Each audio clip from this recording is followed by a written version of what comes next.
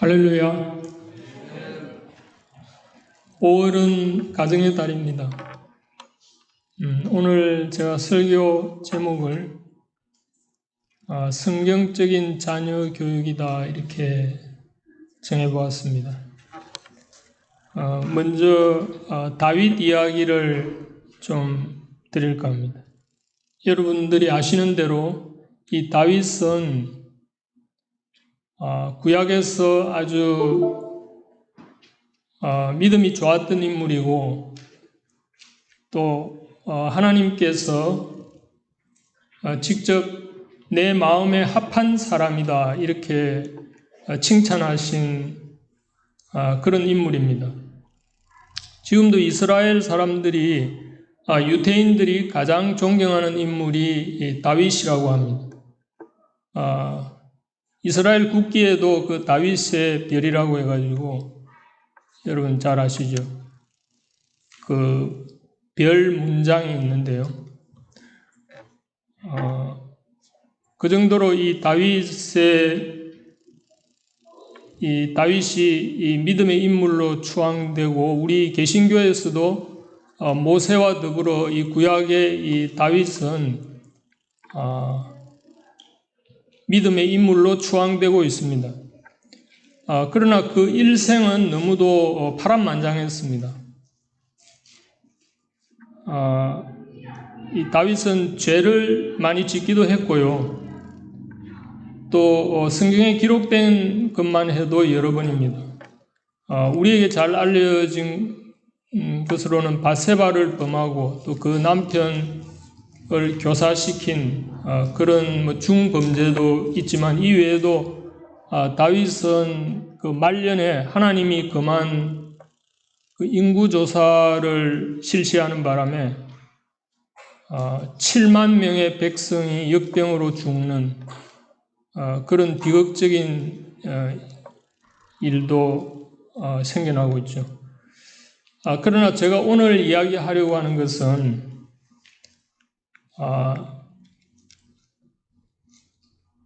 이 다윗이 이 자식 교육에 크게 실패한 이야기를 하려고 합니다.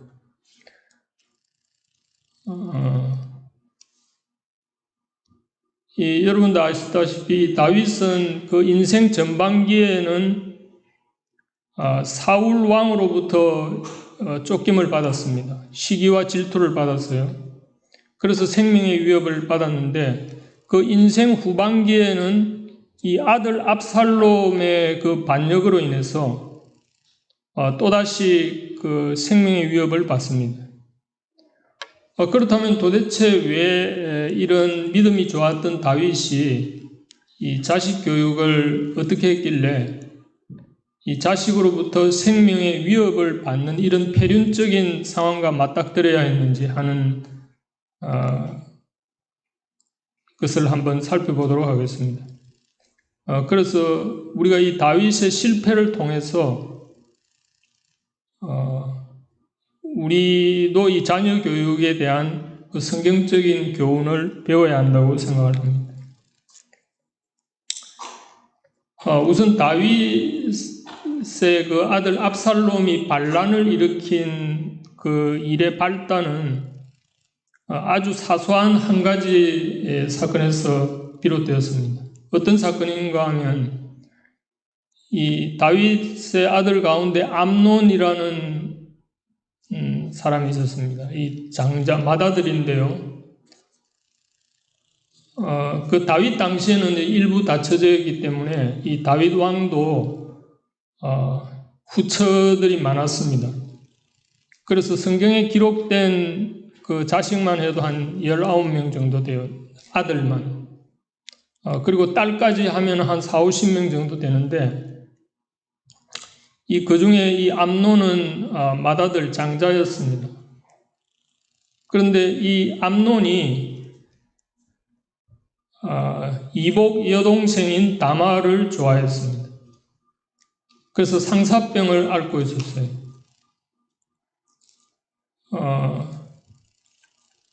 그래서 이 암논은 자신이 아프다는 핑계로 다말로 하여금 병 간호를 부탁합니다. 그리고 암논은 자신의 병 시중을 들러온 그 다말을 겁탈하는데요.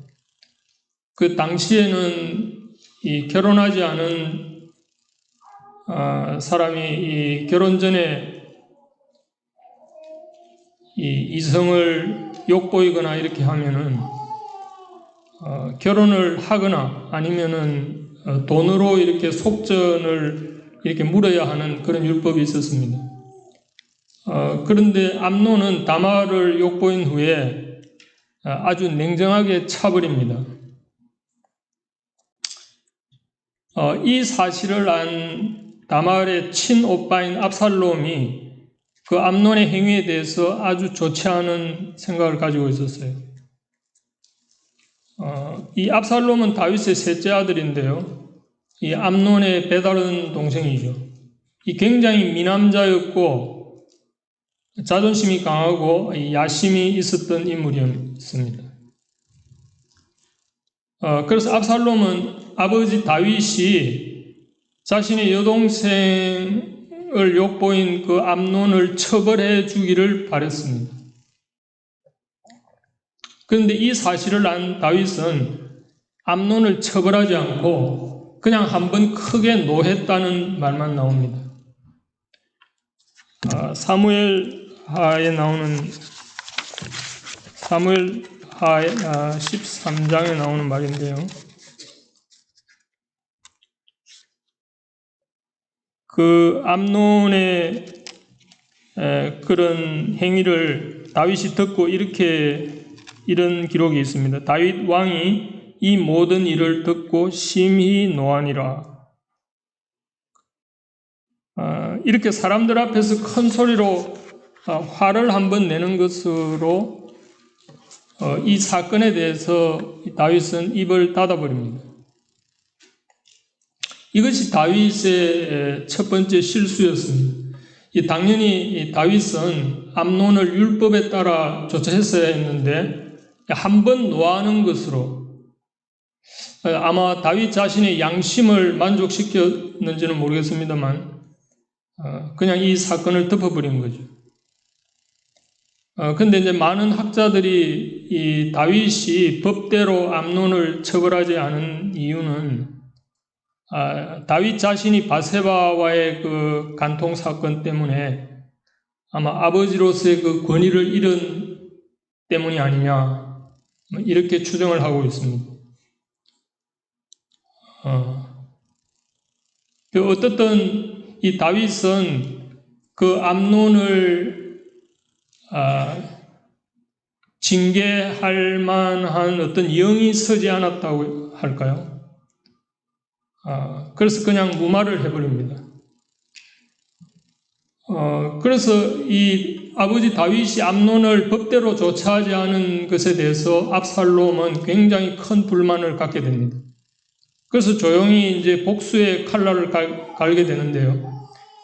이 사건이 있은 2년이 흐른 후에 압살롬은 자기가 사는 곳에서 큰 잔치를 베풀고 그 형제들을 초청을 합니다. 그리고 그 자리에서 압살롬은 암논을 살해합니다. 그리고 압살롬은 자기 외갓집이 있는 그술 지역으로 도망을 갑니다. 이 끔찍한 사건으로 아버지 다윗은 그 압살롬에 대한 그 미운 감정이 솟구쳤지만 역시 압살롬에 대해서 아무런 조치를 취하지 않고 그냥 내버려 두게 됩니다. 그리고 또 3년이라는 세월이 흐릅니다. 이동안 압살롬은 아버지 다윗이 자기를 불러주기만을 애타게 기다리고 또 기다립니다. 그러나 아무런 소식이 없습니다. 그래서 압살롬은 이 다윗의 장수였던 그 요압을 내세워서 제발 자기가 아버지와 만날 수 있도록 해달라고 애원을 합니다. 그래서 이 요압의 중재로 드디어 3년 만에 압살롬은 다시 예루살렘으로 돌아올 수 있는 허락을 아버지로부터 받았지만 다윗은 아들을 만나주지는 않습니다. 다윗에 대한 애타는 그리움이 다윗에게도 있었어요. 그러나 그 장자를 죽인 것에 대한 그 미움의 감정이 더 컸던 겁니다.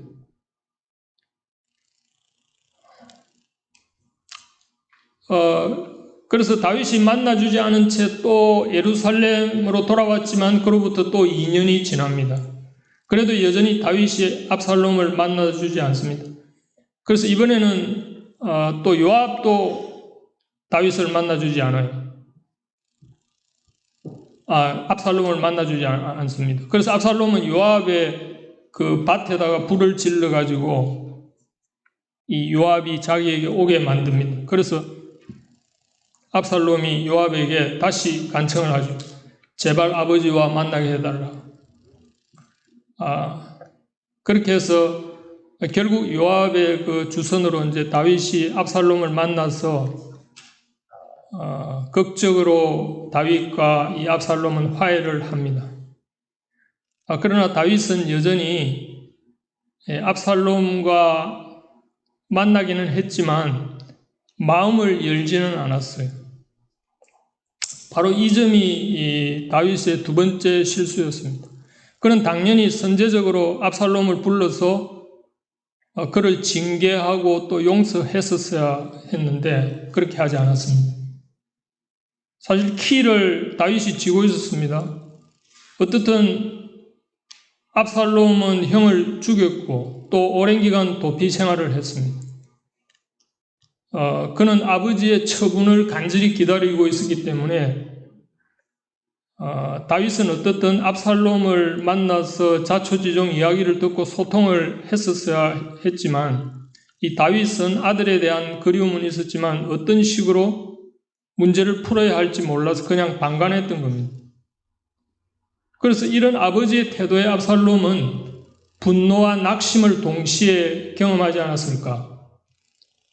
그렇게 추정을 합니다. 오늘 골로새서 말씀대로 자식을 노엽게 하지 말지니 낙심할까 함이라 이런 말씀이 있는데요. 이 다윗은 바로 자식을 노엽게 하는 실수를 범한 거죠. 이 결국 압살롬은 아버지 다윗의 그 미온적인 태도 때문에 분노가 쌓였고 결국 반역을 꿈꾸는 결정적인 계기가 된 겁니다.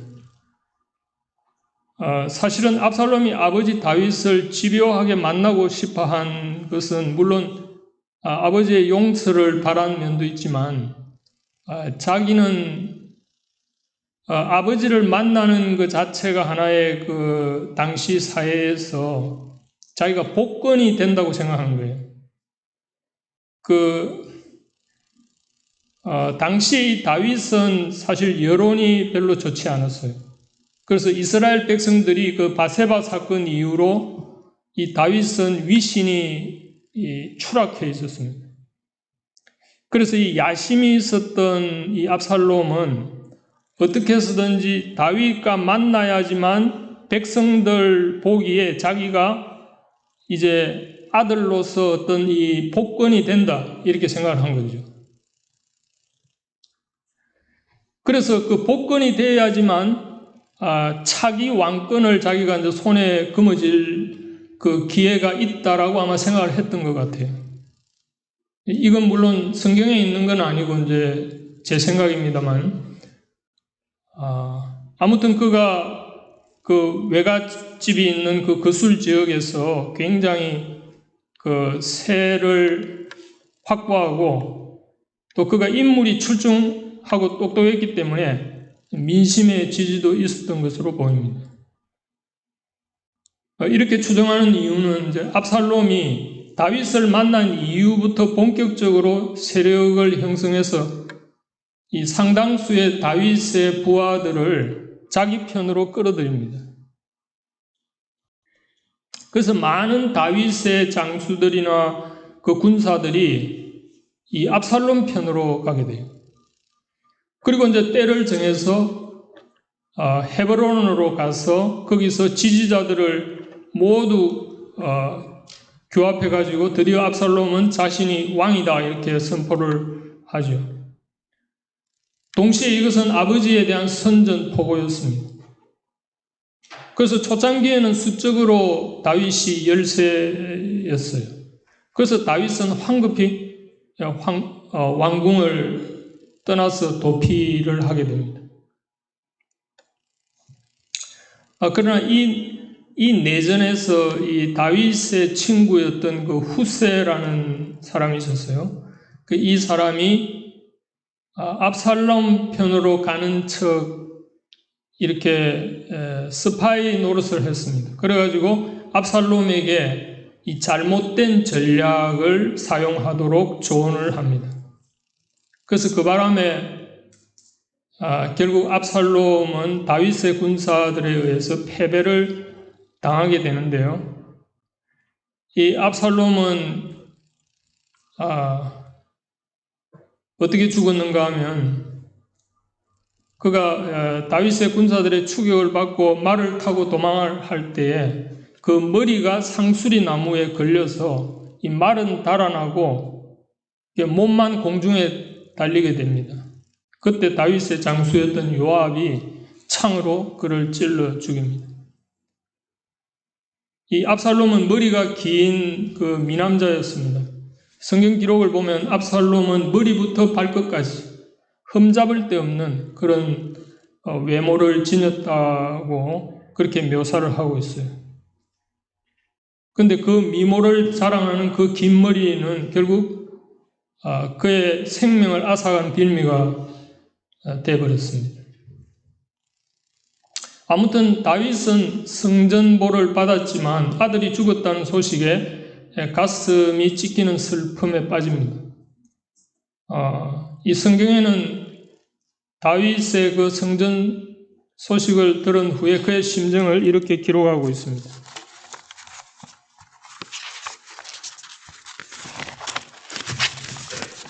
이 사무엘하 18장 33절인데요. 제가 세 번역으로 한번 읽어보겠습니다. 왕은 이 말을 듣고 이 성전 소식을 듣고요. 마음이 찢어질 듯이 아파서 성문 위에 다락방으로 올라가서 울었다. 그는 올라갈 때에 내 아들 압살롬아, 내 아들아, 내 아들아, 너 대신 차라리 내가 죽을 것을, 압살롬아, 내 아들아, 내 아들아 하고 울부짖었다. 자, 이렇게 반란은 진압되었지만 다윗은 자식을 잃었습니다. 아버지로서 이보다 더한 비극이 어디 있겠습니까? 결국 다윗의 문제가 무엇이었겠습니까? 어디서 잘못된 것입니까? 그 근본 원인은 두 가지인데요. 그 첫째는 이 다윗이 애초에 이 압살롬의 여동생 다말을 범한 그 암논을 처벌하지 않은 것에 있다고 볼 수 있습니다. 다윗은 암논을 율법에 따라 조처하지 않았기 때문에 결국 형제간의 살인을 불러일으킨 거죠. 또 그것이 결국 왕권에 대한 야욕으로 이어졌습니다. 그러니까 어떤 잘못에 대한 징계가 없었던 것이 화근이 된 것이고요. 둘째는 이 형을 죽인 압살롬을 아버지 다윗이 제때에 조처하지 못했다는 겁니다.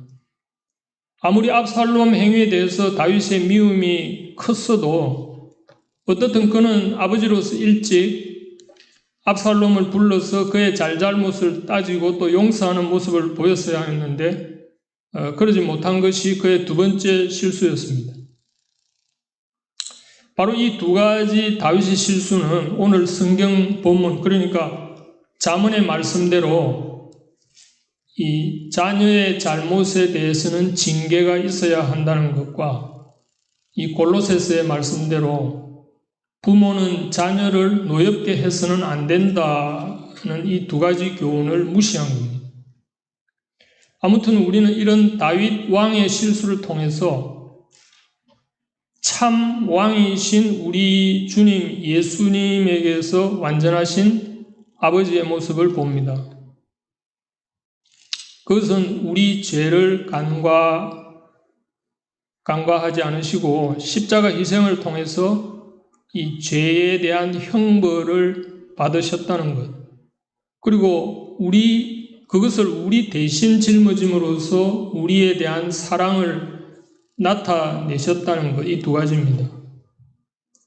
말하자면 우리 죄에 대한 징계도 하시고 우리에 대한 사랑도 나타내신 그 공의와 사랑을 보여주신 점이죠. 정확히 다윗이 하지 못했던 것을 예수님은 우리에게 십자가 사건을 통해서 하신 겁니다. 이 5월의 가정의 달을 보내면서 이 성경적 자녀 교육의 원리는 우리에게 아주 중요한 교훈을 줍니다. 특별히 요즘처럼 이 자녀를 너무 애지중지하며 키우는 풍조에 더더욱 그렇습니다. 저희가 젊었을 때는 없었던 말인데 요즘 딸 바보라는 말이 있지 않습니까? 근데 이거는 성경적으로는 좀 우려스러운 말입니다. 이 딸을 가진 아빠들에게는 좀 죄송합니다만 용서하십시오. 이 딸 바보가 되면 오히려 딸이 바보가 될 수 있습니다. 우리 속담에도 오냐 키우면 할아버지 수염도 뽑는다는 말이 있죠. 이 자식에 대한 맹목적 사랑은 이 자식을 오히려 망칠 수 있다는 거, 이거 명심해야 됩니다. 아까 박대준 집사님 그 특성을 보니까 너무 부럽기도 한데요. 죄송합니다. 그리고 또 다른 말이 있죠. 요즘 우리가 흔히 하는 말 중에 이 아이들의 눈높이로 아이를 대하라는 이런 말을 많이 합니다. 물론 아이들에 대한 관심과 사랑과 어떤 배려 이런 의미로 저는 좋게 해석합니다. 그러나 성경적인 입장에서는 그렇게 말하지 않습니다. 기독교 교육학자들은 이구동성으로 아이들의 눈높이가 아니라 아이들은 부모를 올려다 보도록 키워라. 이렇게 그것이 더 성경적입니다. 오늘 성경 말씀처럼 성경은 일관되게 부모는 자녀의 잘못에 대해서는 반드시 징계하고 그러나 동시에 그 징계를 바탕으로 용납할 수 있어야 된다는 겁니다. 징계 없이 용납만 하는 것은 자녀를 망치는 지름길이다. 이것을 명심할 필요가 있습니다. 오늘 다윗 이야기에서 바로 이 교훈을 받는 겁니다. 말하자면 부모는 자식에 대해서 어떤 정당한 권위를 가져야 하는 것이 성경적 입장입니다. 권위주의가 나쁜 거지 권위는 필요합니다. 물론 부모가 권위주의적으로 자식을 대하면 자녀를 노엽게 할 수 있습니다. 그러나 부모가 자녀를 진정으로 사랑한다면 이 권위주의가 아니라 정당한 권위를 갖고 대해야 하는 겁니다. 이 또 요즘 풍조 가운데 이 아이들에게 자존감을 키워주라 이런 말을 많이 합니다. 무조건 기죽지 말라. 괜찮아 하고 이렇게 키우는 것은 결코 아이들에게 좋은 것이 아니라는 겁니다. 인간은 모두 죄인이기 때문에 아이들이 성장하면서 당연히 자신들이 실수하고 모자라고 잘못된 부분들이 나타나게 되는데요. 그런데 어려서부터 모든 것을 괜찮아 하면서 용납받아온 그런 관행 때문에 이런 잘못된 부분들을 고쳐야겠다는 생각보다 무조건 용납받아야 한다는 생각부터 합니다. 여기서 그릇된 자존감이 만들어집니다. 말하자면 요즘 아이들은 대부분 자신들이 왕자나 공주가 된 듯이 착각을 할 수가 있죠. 그러나 성장하면서 자신의 실제 모습은 왕자나 공주가 아니라는 것을 느끼면서 정체성의 혼란이 일어나는 거죠. 그래서 우리는 흔히 이 자존감과 자신감을 혼동합니다. 사실 아이들에게는 자존감보다는 자신감을 심어줘야 하는데요. 이 자신감은 뭐냐면 이 자신이 노력하고 실력을 키우면 자신감이 만들어지는 겁니다. 그러니까 우리 자신의 부족함을 알고 어떻게 해서든지 노력해서 부족함을 메꿔야 되겠다. 실력을 갖추면 갖게 되는 것이 자신감입니다. 그러나 자존감은 노력하지 않고 그냥 나는 나 자신 이대로 괜찮아 라고 하는 그 근거 없는 자신감이 자존감입니다. 그래서 우리가 속칭 자뻑이라는 이런 말을 쓰죠.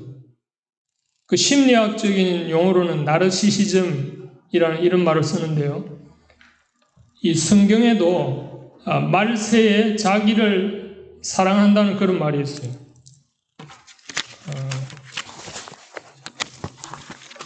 디모데후서에 있는 말씀인데요. 디모데후서 3장 1, 2절 말씀인데요.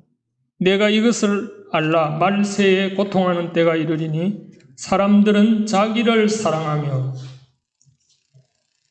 돈을 사랑하며 자긍하며 교만하며 회방하며 부모를 거역하며 감사치 아니하며 거룩하지 아니하며.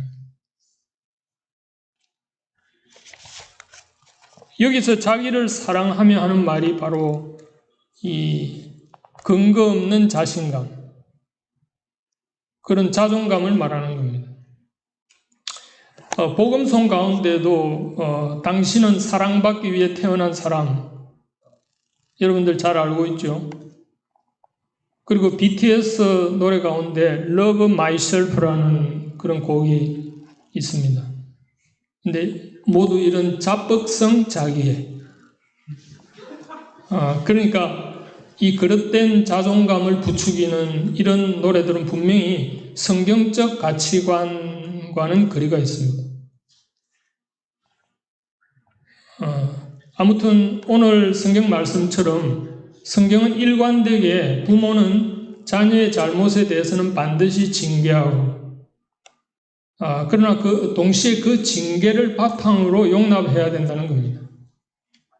징계 없이 용납만 하는 것은 자녀를 망치는 지름길이다. 이것이 오늘 우리 다윗 이야기에서 바로 우리가 이 교훈을 받는 겁니다.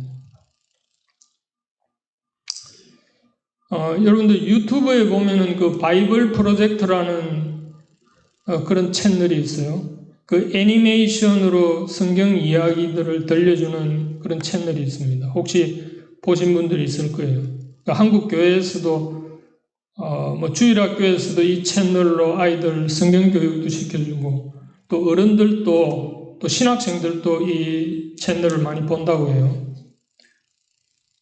저도 처음에 이 바이블 프로젝트 이 성경 이야기들이 짜임새 있게 아주 성경을 풀어주는 것에 호기심을 가지고 본 적이 있는데 이 자꾸 보다 보니까 신학적으로 문제가 있다는 걸 알게 됐습니다. 뭔가 하면 이 예수님의 십자가 사건을 단순히 이 우주적인 승리, 그러니까 마귀를 누르고 이겼다. 왜냐하면 예수님이 이 땅에 오신 것은 마귀의 일을 멸하려 함이라 이런 말씀이 있거든요. 그래서 그 우주적 승리에만 초점을 맞추고 있어요. 어떤 죄에 대한 형벌 개념을 의도적으로 축소하거나 배제시키고 있어요. 그래서 이 내용들을 자꾸 보다 보면 복음을 교묘히 왜곡시킬 수 있다는 점을 발견합니다. 그러니까 요즘 풍조 자체가 사람들이 죄에 대한 책임을 회피하려는 심리가 은연중에 만연되어 있어요. 신학도 이런 풍조를 따라간다는 겁니다. 뭐가 잘못됐을 때 이 내 책임이라는 생각보다 사회의 책임이다. 국가의 책임이다. 이런 류의 생각들이죠. 그래서 여러분들 사회주의 국가들은 대부분 실패하는데도 계속 사회주의는 사라지지 않습니다. 왠 줄 아십니까? 이 사회주의 국가들은 다 실패하지만 그러나 계속 이 사람들이 사회주의를 열망해요. 그 이유는 뭐냐면은 이 사회주의는 이 개인의 책임을 빼버리거든요. 그래서 집단, 사회가, 국가가 내 삶을 책임져 준다라는 이런 아이디어를 갖고 있어요. 그러니까 약간 이 이상주의적인 성격의 사람들은 항상 이 사회주의가 좋다 이런 생각을 가지고 있어요. 그러나 이것은 성경적인 사상과는 철저히 다릅니다. 성경은 인간은 언제나 죄인이고 그 죄에 대한 죄책을 자기 자신이 그 죄책이 있다라는 거거든요. 그래서 사실 회개가 없는 복음은 진정한 복음이 아니다는 것을 꼭 알아야 됩니다. 그 신학에서도 이 회개가 빠진 어떤 복음을 자꾸 만들어가는 겁니다. 이게 이제 이 세상적인 요즘의 풍조예요. 아무튼 오늘 이 다윗의 이야기에서 보는 바대로 이 자녀 교육에서도 잘못에 대한 징계를 무시하고 괜찮아 하면서 이 무조건 두둔해주는 자녀 교육은 우리 그리스도인들이 하지 말아야 할 일이다 라는 말씀을 드립니다. 기도하겠습니다.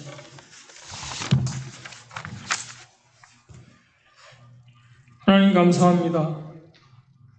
5월을 맞이하여 가정의 달에 저희에게 자녀 교육에 대한 성경의 가르침을 돌아보게 하시니 감사합니다.